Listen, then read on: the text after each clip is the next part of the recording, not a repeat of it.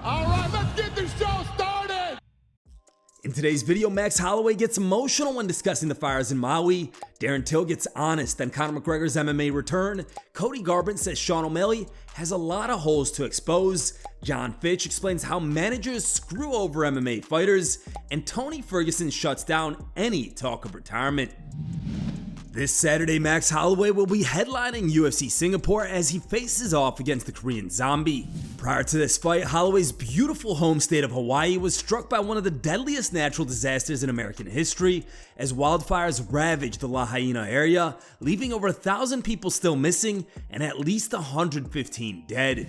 At a press conference on Thursday, the former UFC champion became emotional while speaking about the fires and dedicated his upcoming fight to the people of Hawaii. It's a tough thing, man. You know, I just shared my story about how some people ended up passing away and they got the name. So it's just tough, man. Those guys they're real heroes right now. They're going through it, and my walkout song is gonna be a dedication to them, and they said that we should use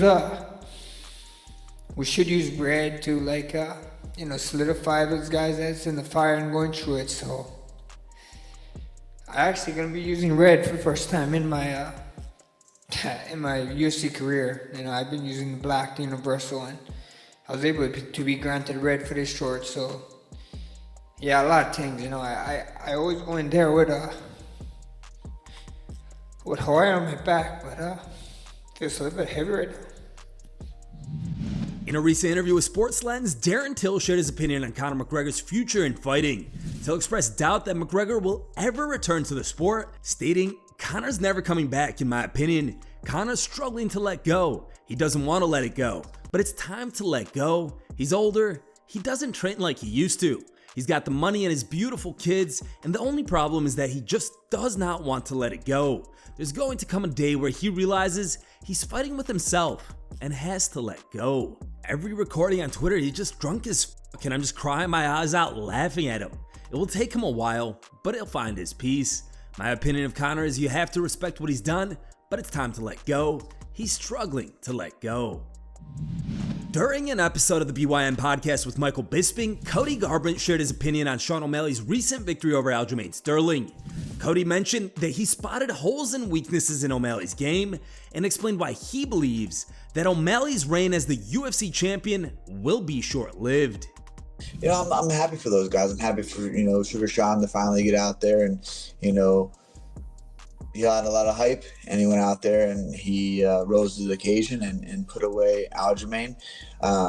Looking at that fight, I just think that Aljamain was just too adamant on getting it to the ground. He wasn't very comfortable with the movement.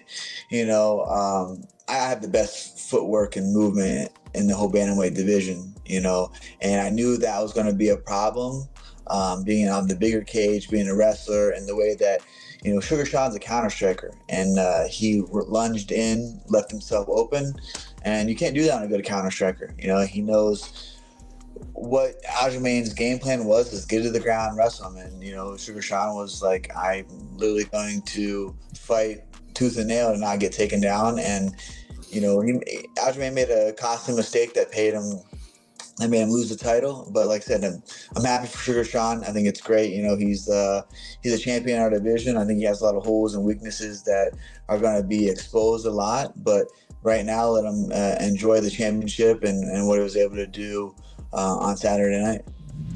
As we mentioned yesterday, the UFC antitrust lawsuit is now moving quickly towards trial, with all records and documents expected to be unsealed. For further details, check out our video from yesterday. Additionally, former UFC fighter Jon Fitch recently hopped on Unlocking the Cage to discuss why and how some MMA managers may dodge the bullet.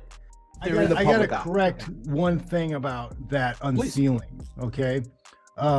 The unsealing, so there was over like 100,000 to like documents. There's so many documents that have been collected in discovery, right?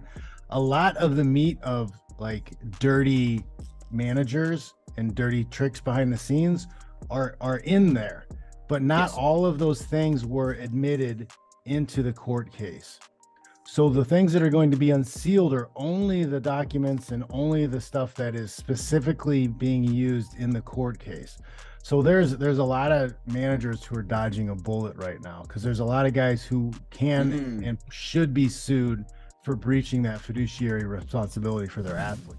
Fitch also shared an example of how one manager screwed over former UFC fighter Nate Query, which resulted in him not getting a title shot. They play the long game. If they're buddy with the promoter, if they hook the promoter up, if they do favors for the promoter and screw over their athletes, they get more money and more opportunities from the promoter. The athlete has a short lifespan. They'll get a new one. He'll go somewhere else. He'll retire.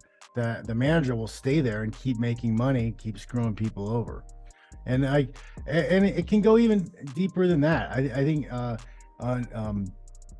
Nate Quarry has a story about his manager not telling him about a fight that was offered, a title shot fight that was offered that would have paid him pretty well, and not even telling him and offering it to him, and so he could give it to one of his teammates because he wanted that guy to get the money instead of Nate.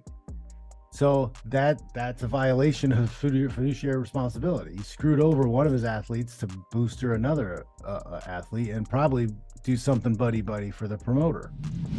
Despite suffering his 6th consecutive loss at UFC 291, Tony Ferguson continues to shut down any speculation about his retirement.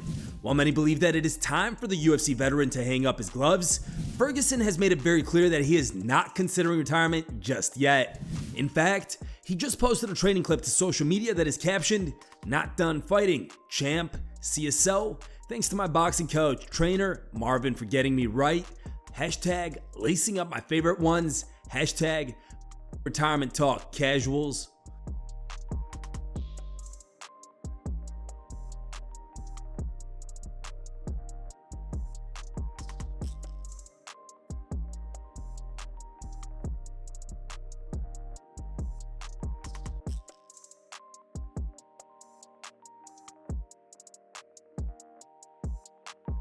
And here are the top 3 memes we found on the internet today.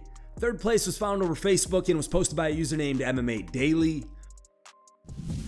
Our 2nd place pick was found over Instagram and was posted by a user named MMA Meme Street.